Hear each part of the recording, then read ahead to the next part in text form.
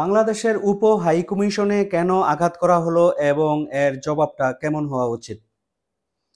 এই বিষয়টি নিয়ে আমরা আলোচনা করব আজকের এই পর্বে। আমি অ্যাডভোকেট মোহাম্মদ আলী হোসেন, বাংলাদেশের কুমিল্লা আদালতে কর্মরত আছি। অনেকগুলি দুঃখজনক ঘটনা ঘটছে ভারতের তরফ থেকে বাংলাদেশের প্রতি। এগুলি কেন ঘটছে, এর প্রতিবাদে বা জবাবে বাংলাদেশ কি করবে, এই বিষয়গুলো একটু আলোচনার দাবি রাখে। আজকে আগরতলায় বাংলাদেশের যে উপ হাই কমিশন আছে, সেই হাই কমিশনে একদল বিশৃঙ্খলাকারী সন্ত্রাসী প্রবেশ করেছে বাংলাদেশের উপ হাই কমিশনে। সেখানে গিয়ে জাতীয় পতাকার যে খুঁটি আছে সেটা ভেঙে ফেলেছে। এর মাধ্যমে এবং আরো সহিংস বিক্ষোভের মাধ্যমে বাংলাদেশের হাই কমিশনে বা উপ হাই কমিশনে তারা আঘাত করেছে। এই আঘাতটা বাংলাদেশের হিন্দু, মুসলিম, বৌদ্ধ, খ্রিস্টান, বিএনপি, আওয়ামী লীগ, জাতীয় পার্টি, বৈষম্য বিরোধী ছাত্র আন্দোলন সহ প্রত্যেকের উপরেই করেছে। বাংলাদেশের কোনো অ্যাসেট বিদেশে, সেটা কিন্তু বাংলাদেশিদের অ্যাসেট। এটা কোনো হিন্দুর অ্যাসেট না, এটা কিন্তু মুসলিমের অ্যাসেট না। আমাদের এই উপ হাই কমিশনকে নিরাপত্তা দেওয়া 1961 সালের যে ভিয়েনা কনভেনশন, সেই কনভেনশনের অনুযায়ী ভারত এটা দিতে বাধ্য। ভারত যেহেতু বাংলাদেশের এই উপ হাই কমিশনের নিরাপত্তা দিতে পারছে না, সেই কারণে বাংলাদেশের উচিত জাতিসংঘে আবেদন করা, যাতে জাতিসংঘের শান্তিরক্ষী ভারতে মোতায়েন করা হয়, বাংলাদেশের হাই কমিশনগুলিকে নিরাপত্তা যাতে দেওয়া হয়। কারণ মুম্বাইয়েও এই ধরনের বিক্ষোভ চলছে হাই কমিশনের বাইরে। তো এইরকম ভাবে বিক্ষোভ চলবে, একসময় গিয়ে আক্রমণ করবে, ওইখানকার যে আমাদের কর্মকর্তা কর্মচারী আছেন হাই কমিশনে, তারা নিরাপত্তাহীনতায় ভুগবেন। এটা তো হতে পারে না। ভারত নিজেকে বলে একটা সুপার পাওয়ার হইতে চায় ভবিষ্যতে, আর ভারত বিদেশের একটা দূতাবাসকে নিরাপত্তা দিতে পারে না। আজকে মমতা বন্দ্যোপাধ্যায় ভারতের পশ্চিমবঙ্গের যিনি মুখ্যমন্ত্রী, আমরা ভাবতাম ওনার মনে হয় রাজনৈতিক বুদ্ধিশুদ্ধি আছে। এখন তো দেখতেছি আসলে মানে আবেগে কাজ করেন বেশি, বিবেক ওনার কাজ করে না।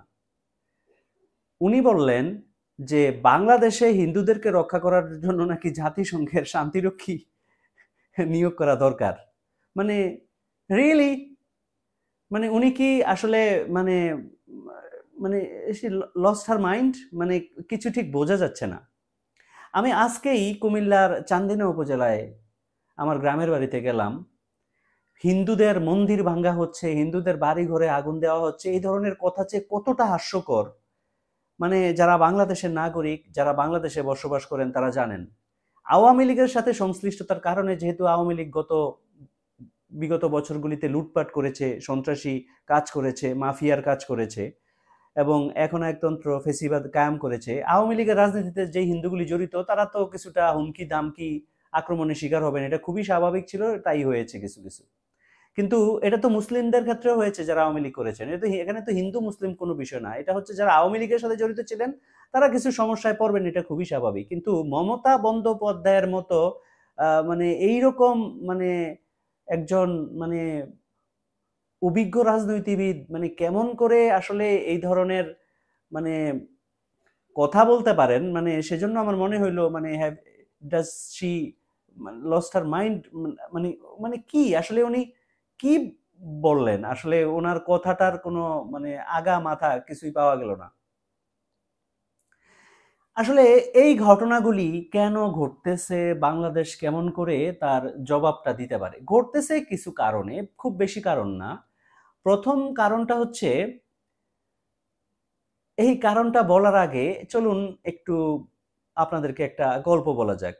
আমি এবং আমার ফ্যামিলি তখন আমরা ঢাকায় একটা ভাড়া বাসায় থাকতাম।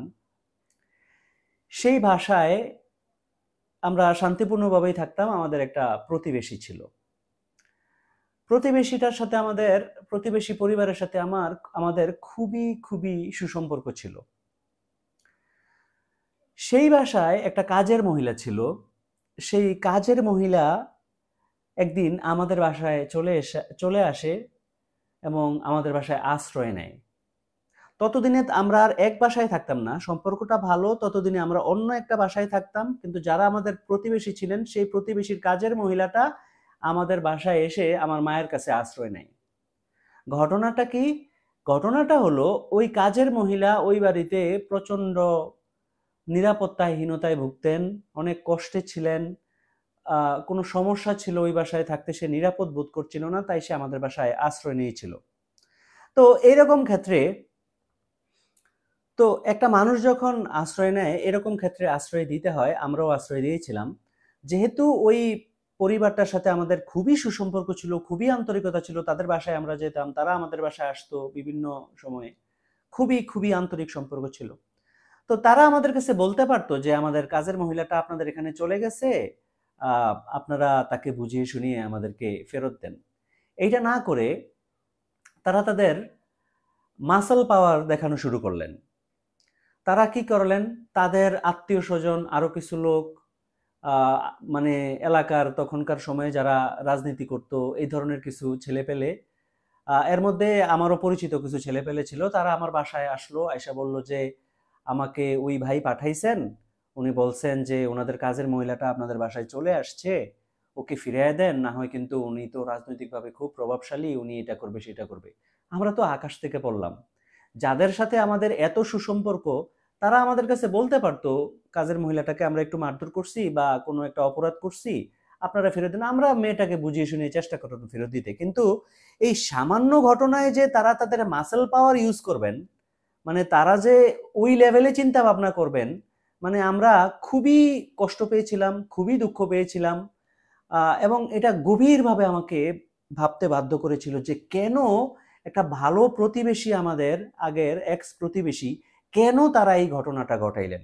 ঘটনাটা ঘটাইলেন একটা কারণে, সেটা হচ্ছে ওনাদের কাজের মহিলা যে আমাদের কাছে চলে আসলেন, ওনাদের কাজের মহিলা যে আমাদের বাসায় আসতে পারেন, এটা ওনাদের ইগোতে লেগে গেল।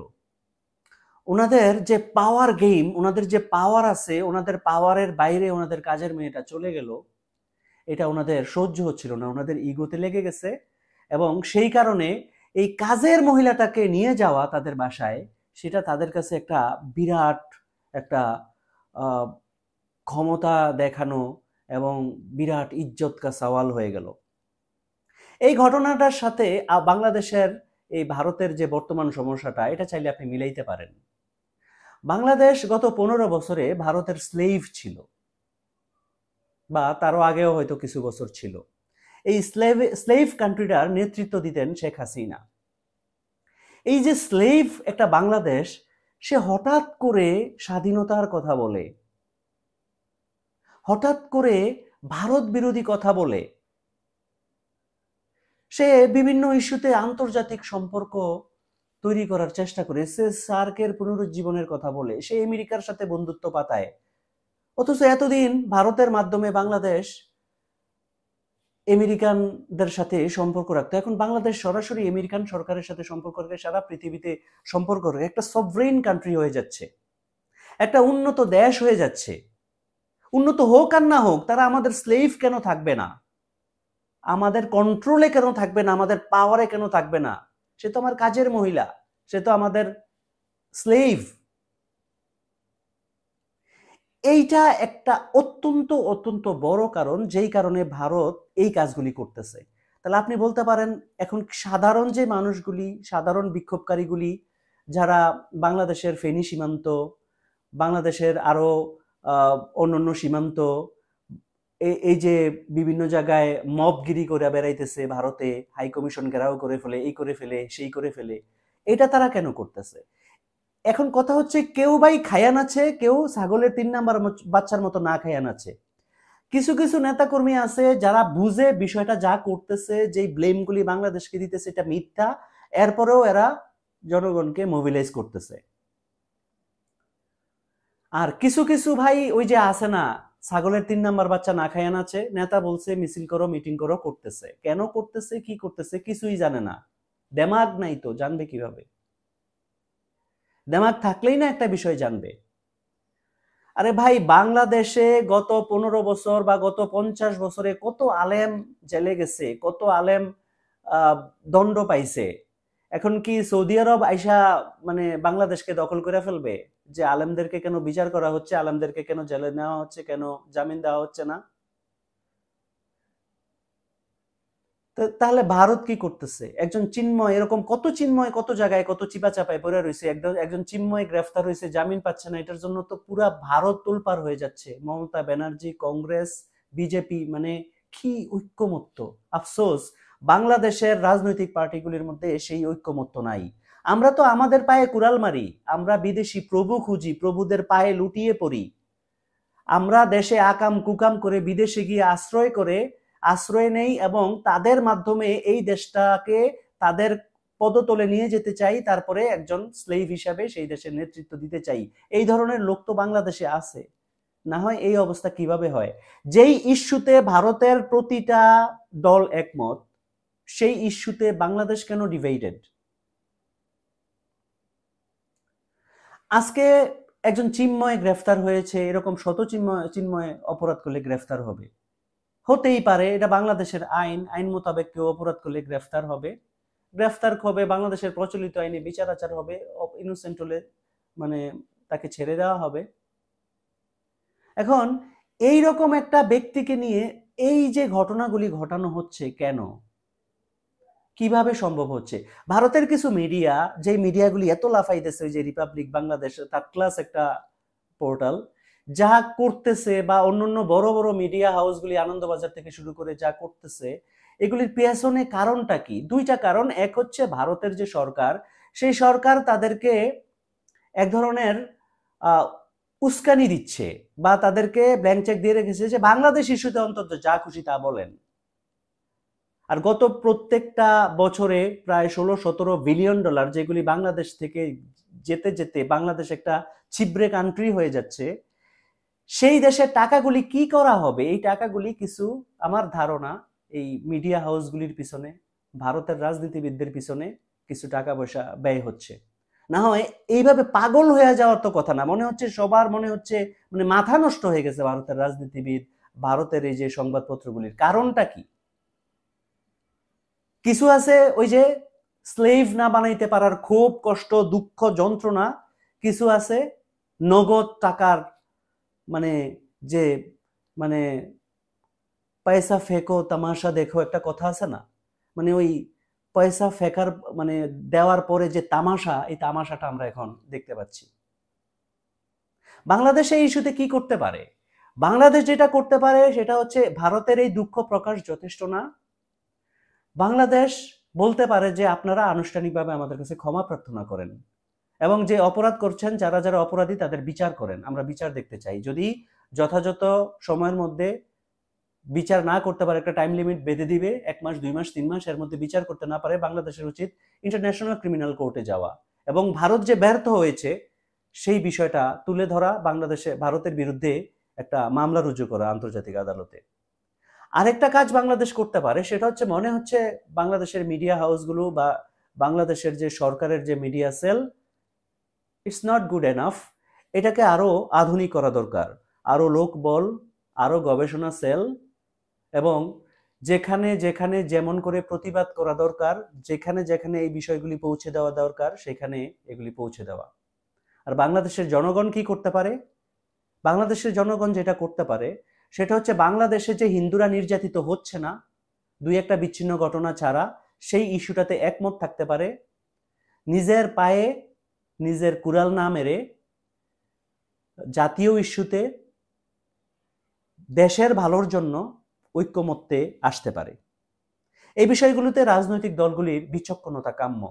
আপনারা যে কতটা ইমেচিওর, রাজনীতি যে বুঝেন না, এটা ভারতের রাজনীতিবিদদের কাছ থেকে, ভারতের রাজনৈতিক দলগুলির কাছ থেকে আপনাদের শেখা উচিত।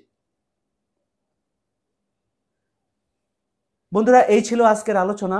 অত্যন্ত দুঃখ লাগে বাংলাদেশের পতাকা, বাংলাদেশের হাইকমিশনে আঘাত আসলে। একজন রাষ্ট্র প্রেমী হিসাবে, বাংলাদেশের একজন সাধারণ মানুষ হিসাবে এটা অত্যন্ত দুঃখের বিষয়। সেভাবে রিয়েলাইজ করার চেষ্টা নিশ্চয়ই আপনিও করেন। আমার এই কন্টেন্ট যদি ভালো লাগে আমার ইউটিউব চ্যানেলটিকে সাবস্ক্রাইব করে দিন। আর যদি আপনি ফেসবুক পেজ থেকে দেখে থাকেন তাহলে প্লিজ আমার পেজটাকে লাইক করে দিন। সুস্থ থাকুন, ভালো থাকুন। আসসালামু আলাইকুম ওয়া রাহমাতুল্লাহ।